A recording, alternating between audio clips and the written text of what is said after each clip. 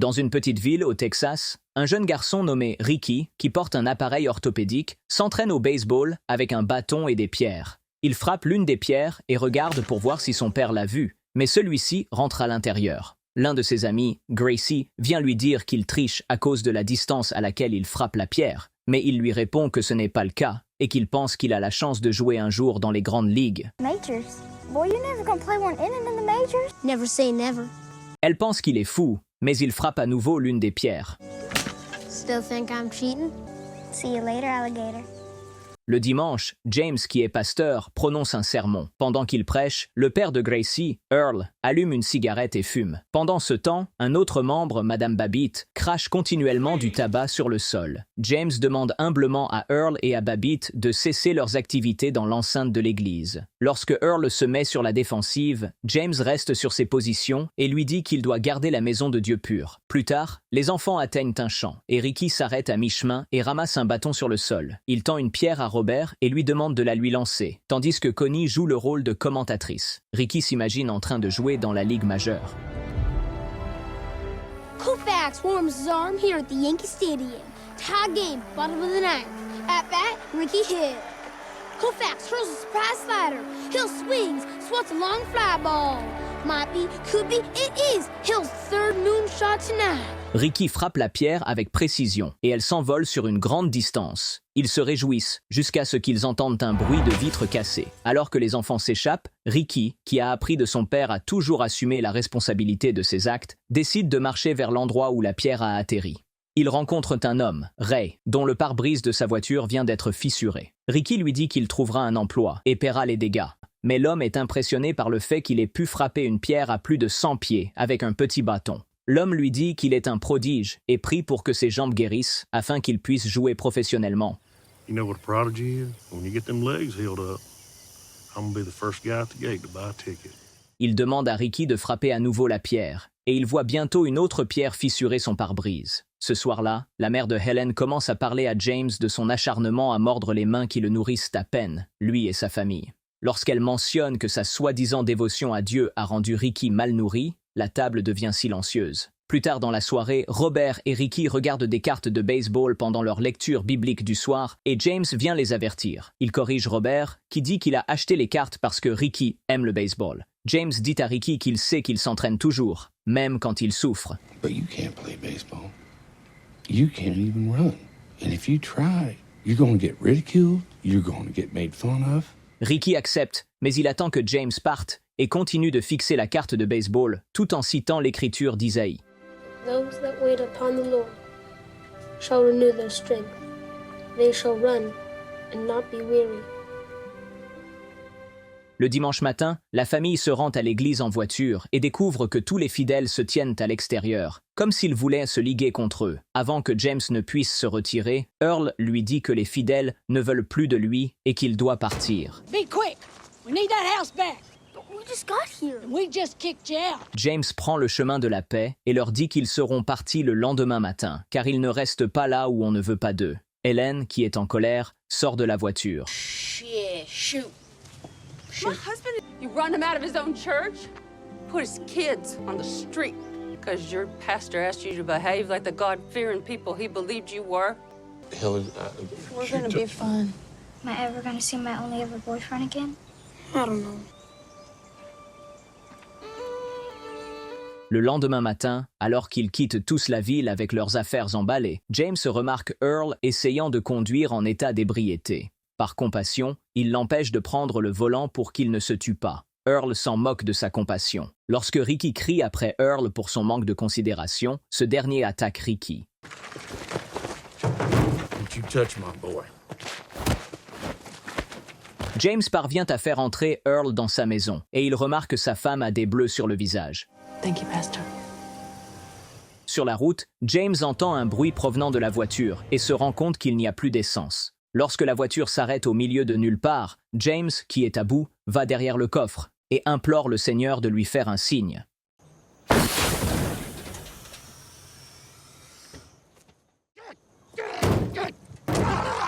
Ricky lui prend la main et lui demande s'il va bien. just tired, son. Hélène propose de changer le pneu, mais James dit qu'il a vendu la roue de secours pour acheter de l'essence. Et, après un moment de silence, grand-mère lui dit qu'il a bien fait. Times come. Don't matter how well you mean or how hard you try. It don't work. Well, it can't get much worse than this, huh? James mentionne qu'ils sont probablement la famille la plus malchanceuse du Texas. Probably Oklahoma, too.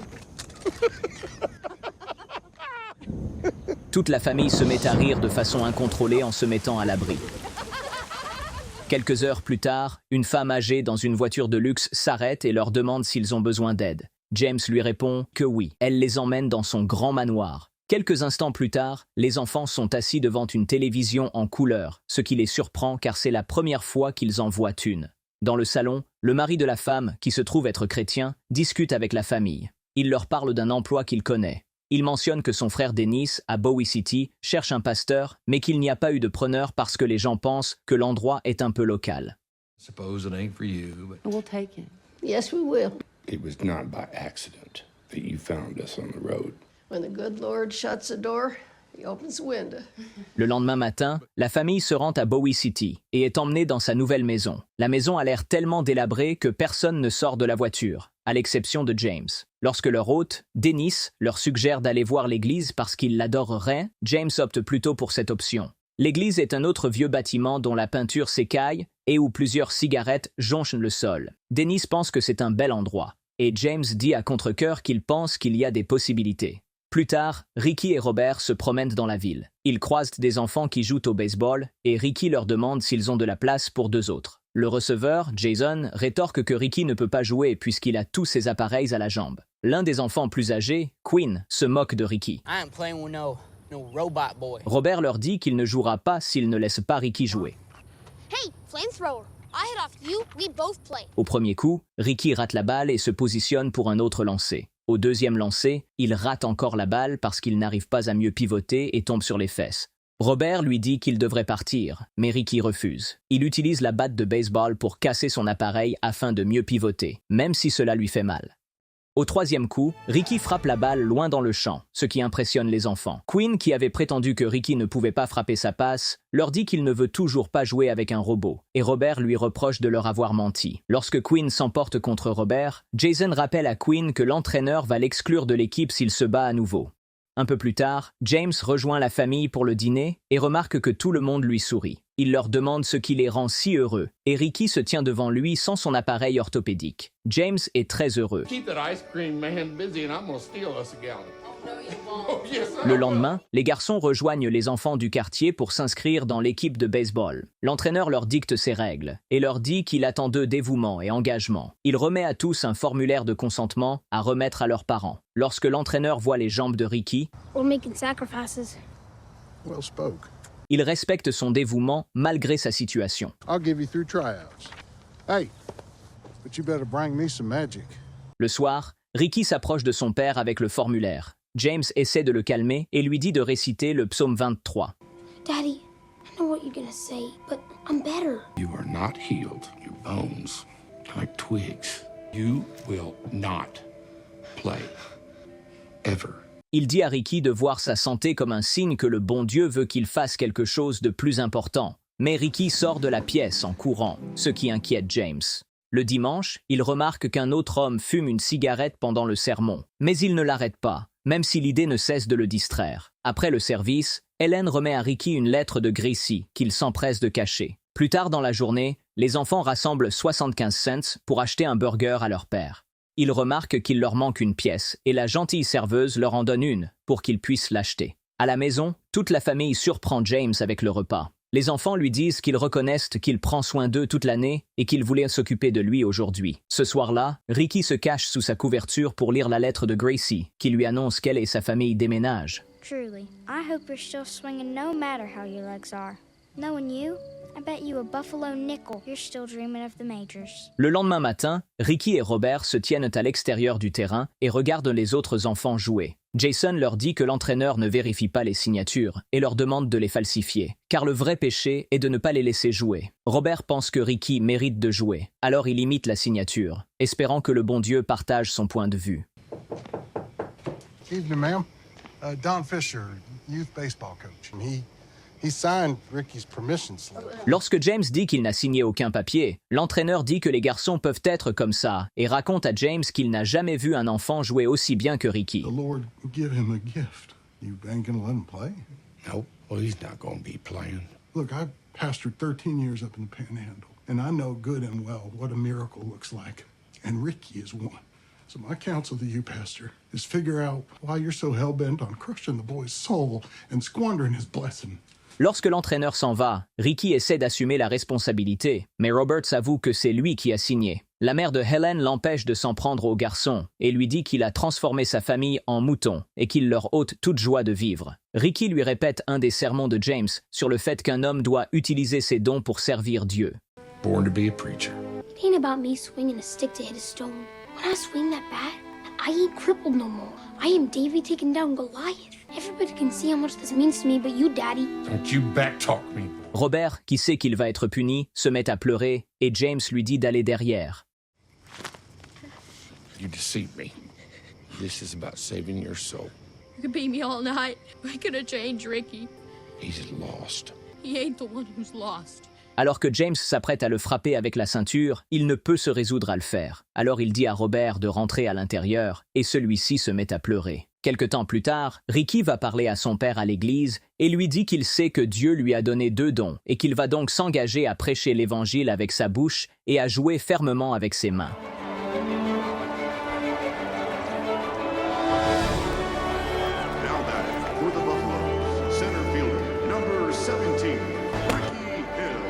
Des années plus tard, Ricky, qui est maintenant la sensation senior de l'équipe des Buffaloes et qui est capable de marcher, remporte l'ouverture de la saison 1973 avec un autre coup de circuit gagnant. L'homme qui avait laissé Ricky frapper son pare-brise des années plus tôt, Ray, est présent pour soutenir sa carrière. Après le match, ils entendent une voix familière. Sure he ain't cheating? Girls don't know spit about baseball. Gracie? Connie tire Robert en prétextant qu'ils ont des choses à faire, tandis que Gracie et Ricky discutent. Il est évident qu'il y a une certaine alchimie entre eux. Baby, is it always this hot? Ned, this is my friend, Ricky. Gracie lui dit que Ned est un journaliste sportif et qu'elle pense qu'ils devraient se rencontrer. Helen les invite à dîner et ils discutent tous ensemble. James arrive bientôt pour saluer Gracie. Lorsqu'il invite Gracie au service du dimanche, Ned demande s'il ne joue pas le dimanche, et James lui dit que le père de Ricky n'a pas réussi à le guider vers une vocation plus élevée. Avec un petit rire gêné, Ned dit à James qu'il a dû se rendre compte que Ricky est un phénomène en le regardant jouer, mais James lui répond qu'il n'a jamais vu Ricky jouer. Le lendemain, Ricky demande des nouvelles de Ned, Gracie lui dit qu'elle a rompu avec lui à cause de son impolitesse et qu'il l'a renvoyé de son poste de rédactrice en chef. Ricky lui dit qu'il a gardé toutes les lettres qu'elle lui a envoyées, et elle se moque de lui, mais lui dit qu'elle a aussi gardé les 2 lettres qu'il lui a écrites. Il lui demande pourquoi elle a cessé de lui écrire. Your career was taken off and I figured you forgot about me. Pendant qu'il parle, Ricky grimace à cause de la douleur, et elle lui demande pourquoi il souffre. Il lui répond qu'il a toujours mal au dos à force de jouer, mais qu'il ne peut pas en parler au médecin, car il lui dirait d'arrêter de jouer. Quelques jours plus tard, Ray annonce à Ricky qu'il va bientôt obtenir son diplôme de fin d'études secondaires et que c'est la saison où les recruteurs viennent chercher du potentiel.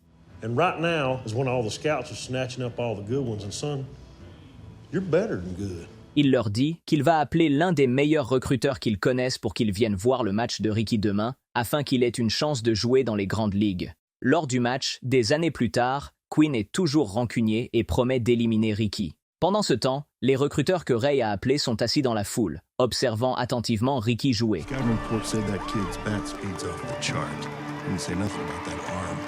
Malgré la tentative de Quinn de salir le jeu de Ricky, ce dernier frappe le premier coup et marque un point pour son équipe. Lors du deuxième match, Ricky tente d'attraper la balle, mais il trébuche sur une tête d'arroseur et se tord terriblement la cheville. Ricky est incapable de continuer à cause de sa blessure et les recruteurs prennent bientôt congé. À l'hôpital, le médecin dit à James que ce serait un miracle si Ricky remarche un jour. Il leur dit que pour sauver sa cheville, le mieux qu'il puisse promettre est un rétablissement sévère, après plusieurs opérations chirurgicales qui peuvent coûter environ $7,000. À la maison, James dit à Ricky qu'il compatit pour lui, et Ricky lui demande s'il va lui dire que tout cela fait partie du plan de Dieu pour faire de lui un pitoyable infirme. James lui dit de ne pas parler de lui comme ça, mais de réaliser que cela lui donne une chance d'oublier le baseball et de savoir ce qu'il veut faire du reste de sa vie. Ricky, qui est en larmes, s'en va parce que la première chose que son père peut lui dire, c'est d'oublier quelque chose qu'il a aimé toute sa vie. Gracie promet qu'ils trouveront un moyen de réunir les 7 000 $, mais Ricky se contente de répondre par des sarcasmes, car il semble que son esprit soit brisé. Il lui demande pourquoi elle est revenue, et elle lui dit qu'elle a traversé beaucoup d'épreuves, mais que le fait de se souvenir de lui a redonné espoir. Il lui demande de le laisser être son premier et dernier petit ami, et elle lui dit qu'il va devoir faire mieux si c'est une proposition de mariage. À l'église, James organise une collecte de fonds pour l'opération de Ricky, et les fidèles sont heureux de faire un don. Pendant ce temps, Gracie organise une autre collecte pour l'opération de Ricky. Quelques jours plus tard, Ray se présente au domicile de Ricky et lui annonce que les grands recruteurs viendront faire des essais dans 2 mois et que Ricky devra se remettre rapidement. Ray fait un chèque à Ricky pour le montant restant. James, qui n'aime pas trop Ray, lui dit qu'il va rendre Ricky infirme et lui demande de partir car ils n'ont pas besoin de son argent. My son, not yours. I don't need you coming around here filling him full of false hope and putting him into debt. Lillian, qui semble en avoir assez de James, accepte le chèque et la famille est d'accord, ce qui pousse James à s'en aller. Après l'opération, les médecins lui annoncent qu'il ne pourra pas se rétablir à temps pour les sélections qui auront lieu dans 7 semaines, car les dégâts sont plus importants que prévu. Tryouts are in 7 weeks. Not for you.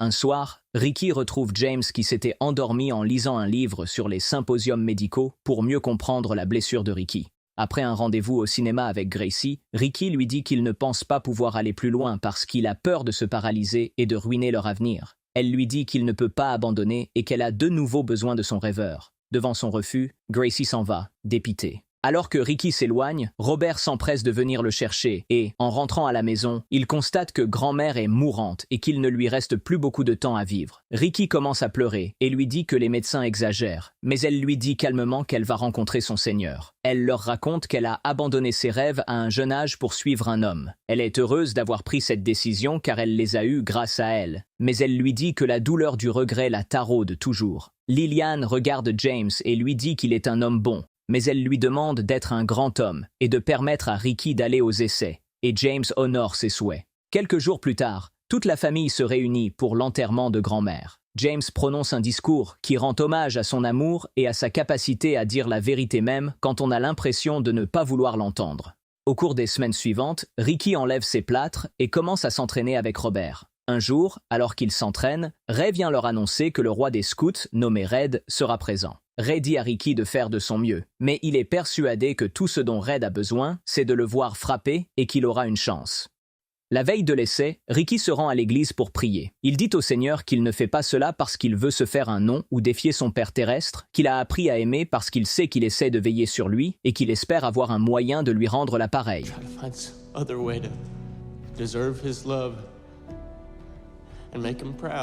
Il demande au Seigneur de lui faire grâce et de rester à ses côtés le lendemain. James entend la prière de Ricky et saisit le gant de Ricky pour y griffonner quelque chose. Le lendemain, une centaine de participants se rassemblent pour le recrutement et Red s'adresse à eux. Il leur présente les entraîneurs qui vont les tester jusqu'à ce qu'ils puissent réduire leur nombre au meilleur d'entre eux. Les entraîneurs commencent à éliminer les joueurs les uns après les autres en fonction de leur performance. Lorsque c'est le tour de Ricky, il frappe très bien, mais il ne semble pas capable de courir et il s'arrête sans cesse pour se frotter la cheville. L'entraîneur finit par l'appeler à l'écart et lui demande de quitter le terrain. Ricky implore une dernière chance et lui dit qu'il réussira des tirs parfaits sur tous les lancers, mais qu'il partira s'il n'y parvient pas. Au tour suivant, Ricky se concentre et frappe plusieurs homères parfaits. Lorsqu'il frappe la balle, celle-ci s'envole de plus de 400 pieds et atteint le stade où se trouvent Red et son associé.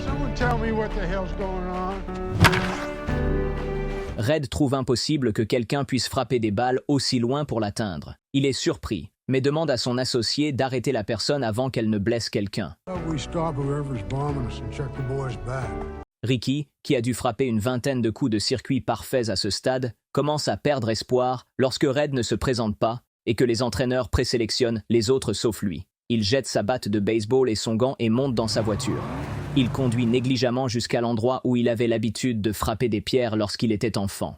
Il se souvient d'avoir croisé Gracie et remonte dans sa voiture. Il retourne dans le champ pour ramasser son gant et voit le texte que son père avait écrit à l'intérieur. Il s'agit d'un passage de Samuel qui dit que le Seigneur honorera ceux qui l'honorent. Ricky décide d'aller vers Red pour lui demander une dernière chance. I'm Ricky Hill. Never forget a name.